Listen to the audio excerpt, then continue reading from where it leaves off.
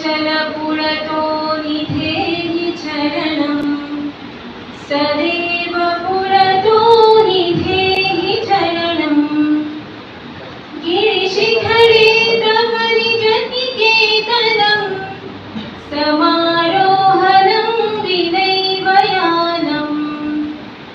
गिरिशिखरे तव निजनिकेतनं